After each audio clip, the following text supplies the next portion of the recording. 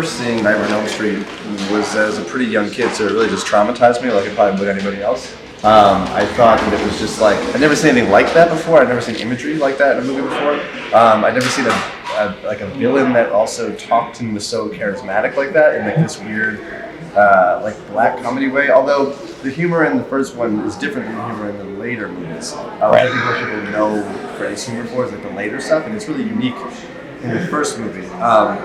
And it just was like, I'd never seen anything like that. It was the kind of movie you watched like when you had a babysitter over. And you weren't really supposed to watch it, but you were like, I didn't get this through because my parents are gone. And my parents didn't really care what I watched anyway, but it was like, I remember my babysitters would watch stuff with me that they weren't allowed to watch because my parents were like, my parents didn't care, but their parents cared. So I was always into like showing them movies that they weren't allowed to see.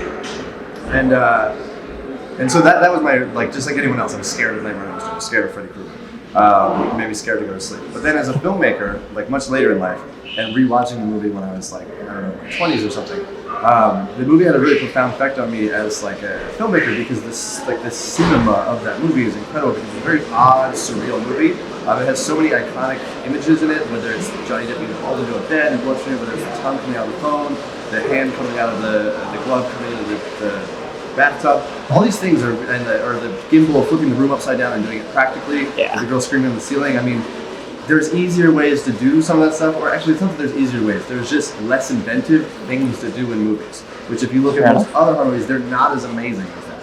And I feel like it doesn't get the amount of credit that it deserves. It does get a lot of credit. It's one of the best horror movies of all time, and no one would really argue that. Mm-hmm. But I don't know if people really understand how amazing it is, and how amazing it is to make something that can affect people on such a level and be around for so long to the point that today I'm now doing this interview and wearing a Freddy Krueger shirt. That's insane.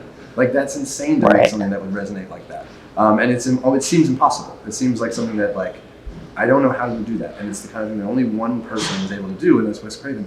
And he 100%, nobody else could do what he did with Nightmare on Elm Street. And to me as a filmmaker, that is incredibly inspiring. And because it's a movie that's about dreams, there are no like rules. I don't think there should be rules in movies anyway, but people like to think there's rules. There's no rules in a movie about dreams. You can do whatever you want. So it opens it up to just like, you can, whatever you're interested in as a filmmaker, whatever you're visually interested in, whatever you're metaphorically interested in, you can do it in this movie, and people will go with you because they'll buy it just based on the setup. Mm-hmm. And that's in its own right a genius idea.